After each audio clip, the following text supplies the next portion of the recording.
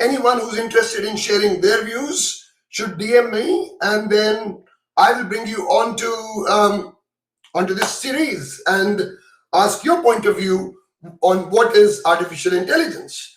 If you're watching me on Twitter, then please press the follow button. If you're watching me on YouTube, then please, press the subscribe button and the bell icon so that you can be alerted when a new show is on. If you're watching me on LinkedIn by any chance, then follow me on LinkedIn. And if you're watching it on Facebook, then please like and share this video with as many people as possible so more and more people can learn on what is artificial intelligence. So the question, what is artificial intelligence? And I've asked this to everyone, and I think everyone has a point of view. Today, Aparana Gupta has offered to share her point of view. So let us bring on Aparana Gupta. Drum rolls. And we've got Aparana Gupta from all the way from Gorakhpur. And Gorakhpur is the hometown of Yogi Ji as well. So Yogi Ji, we are doing a live session, and please make sure the internet connection in your city is doing good. Aparna, here you are. Welcome to the show. How are you doing? Hey Shailendra, hi. Thank you so much for inviting to this show. I'm doing well. How have you been? Very good, very good. Aparna, just very quickly for the sake of the audience, please introduce yourself. Sure. So, hi all. Great to be here as part of Shailendra's show, the Shelly Show, basically. I'm Aparana Gupta. I have over 13 plus years of experience into the field of data mining, data warehousing, machine learning, artificial intelligence, business intelligence, and machine learning. So, anything and everything related to data, you will find me there. And more importantly, I define myself as an ardent learner and a data lover. What I mean to say by ardent learner is that I believe in that once you stop learning, you grow old. So, which is where my philosophy of life is that keep learning, keep growing, and that is how you can survive and thrive in this particular industry, which is changing every moment. And if you see the COVID-19 impact, it has immensely impacted each and every strata of the society. The globalization, the localization, everything has been impacted to the core. So which is where learning is very important. And data lover is basically anything and everything. You talk about data collection process, you talk about data pre-processing, you talk about data massaging, data extraction. How can you extract information from that data, and how can transform that information into knowledge? That is something that is of my interest. Good stuff. So we are asking this question to everyone and anyone. And so the question comes to you. What, in your point of view, is artificial intelligence? When you get this term, and you know why we're doing this? When you go to Twitter and type artificial intelligence in the search bar, you usually see robots walking around. And I don't think that's what is artificial intelligence. So how do you define artificial intelligence and explain it to the universe? Yeah. So artificial intelligence over the past few years probably, has gained a lot of prominence, but it has come into effect since 1950 when the Turing machine actually, came into picture. So this is something not a very new term, although the recent advances into the computing power and also the data availability of data at such dirt cheap prices basically, that has made it so much popular. Everyone, you talk about any individual, any small or medium business enterprise, or you talk about any large enterprise companies, everyone wants to gain a competitive advantage, and due to which they want to harness the power of artificial intelligence. Now, Shailendra, as you have asked about what is artificial intelligence, people, I think it is a when we talk about intelligence, I'll try to break it into two parts. One is artificial, that will come later, but what I'll talk about is artificial intelligence. Intelligence is something through my cognitive abilities. How can I decipher the available data, extract meaning out of it, learn, adapt to the situation, and also take on the spot the business decisions basically. That is something intelligence. Now, what makes humans different from other animals, right? It is the intelligence that makes it so different from the other, animals and other living beings, basically. When this intelligence is applied to computers, to machines, through which they can gain the cognitive abilities, collective intelligence, try to adapt new patterns, find new patterns, and then apply it to the real world situation to come to a business conclusion or decision or real life, problems, basically. According to me, that is called as your artificial intelligence. Now, when we say artificial intelligence, it does not only mean robots. As you rightly said, Rio, no, there would be plethora of images, plethora of articles, blogs, news, wherein everyone will say, oh, artificial intelligence, that is something, out of the box, and we should not even think about it.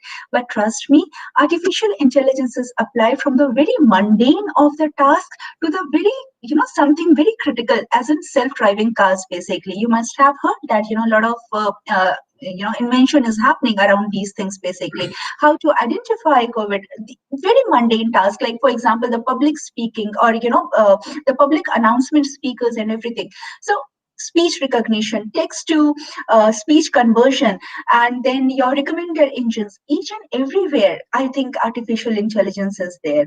And when we talk about machine learning and all, it is all a subset of that. So machine learning is a subset of artificial intelligence, and in its core lies the deep learning, basically, under machine learning. So it's a kind of subset. So deep learning, then the next set is your machine learning, and then here comes the artificial intelligence. One point I would also like to highlight is that, when we talk about artificial intelligence, there are three kinds of artificial intelligence. One is the very narrow one, which actually is responsible for the very mundane kind of task, basically.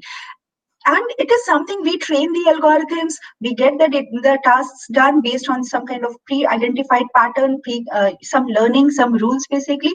The other one is artificial general intelligence, wherein the empathy, the ethical part of it, human things come into picture. Sometimes we do forget that while implementing the algorithms, we do forget the explainability, transparency, or bias kind of thing, basically, that it should be free from all these things. And then comes your artificial super intelligence. That is when the machines will start performing beyond the human brain. So yeah, so that is, and we are, by the way, we are a step far from artificial super intelligence. Probably we are approaching towards general intelligence, but we are definitely a far from super intelligence. Well, that was absolutely a lot of information to consume. Very quickly, do you have any use case or an example to share with the audience so they can learn and see it living? Yeah, definitely. So when I talk about AI or ML, basically, there is something called as supervised and there is something called as unsupervised. So in supervised, we tell that, okay, this is a cat, this is a cat, this is a cat, and that's how they actually come into picture. So I can talk about a project, basically, that we did about the geospatial analytics. So there is a place in Karnataka named as Bellary. It is very famous for being the gold mine of Yep, yep, yep. India, kind of. So the soil, and that Bellary is very much, what do we say? The land condition is very heterogeneous. Somewhere it is there are plateaus, somewhere there are hills, somewhere there are rivers. Even the soil quality is, very different, basically, from place to place. Now the perennial problem that comes, basically, is the rainwater harvesting. And that is, I believe, and Shelley, I know you have been the frontier of all these social causes and noble causes. So that has been one of the sustainable development goal defined by United Nations, basically, that water conservation. So in that aspect, how artificial intelligence helped us, or machine learning helped us, I'm just going to talk about that. So we have to do rainwater harvesting, because in India, sometimes if there is drought, sometimes there is overflow of water, sometimes there are floods. So, and water is very much, is an intrinsic need. It's a very basic need for each and every work in the livelihood. So we implemented unsupervised machine learning. We took various factors like NGVI, that is vegetation index, NDWI, water index, the soil quality, the land, this thing, the socio-economic factors, basically. And using all these parameters, using unsupervised machine learning, we implemented a model which was able to predict that this is the place where you place the water tank for the rainwater conservation or rainwater harvesting. And to our surprise, because when we started off, we were very much unsure that where exactly we are leading. But after multiple iterations of the model, we were able to achieve over 80% of the accuracy in that particular model. Good So stuff. what I Yes, Sharendra. So, what I'm going to say that it can be applied to a very mundane thing and some of the very critical yet useful things for the society. So its use is ever pervasive, I would say. Good stuff. So thank you very much. Thank you for taking the time and coming on. I must say, my personal view is that mimicking human intelligence is artificial intelligence. And as you Mhm. rightly said, machine learning is the brain of artificial intelligence. And if you don't have machine learning, the chances are artificial intelligence will not be intelligent enough. Well, there would be automation, but not artificial intelligence. So thank you very much. Thank you for your time, Aparna. I know it is a Sunday and you're taking some time off. So thank you for coming online and sharing your thoughts with the audience. Thank you very much. Thank you for your time.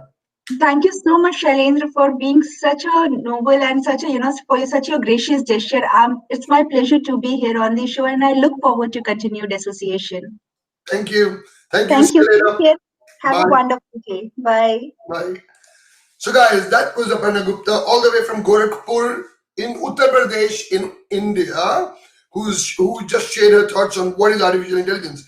If you've got a point of view, and I'm sure you do, of what is artificial intelligence, then please, please, please send me a direct message and I will get back to you with the details and we will go live and you can share your thoughts on what is artificial intelligence because there is a lot of confusion and we need to cut the clutter.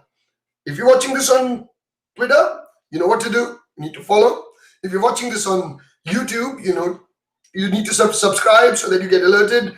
Press the bell icon. If you're watching this on LinkedIn, please follow me. There is a lot of content that gets to all these channels, some live, some pre-recorded, and it's the idea is to showcase what artificial intelligence and data science is doing to our world. And if you're watching this on Facebook, then please, please, please like and share so more and more people can learn from all the guests that we've got. So please like, share, follow, like, share, follow, like, share, follow. And if you're watching this on YouTube, please subscribe. It'll be very helpful. Thank you very much and see you later. Bye.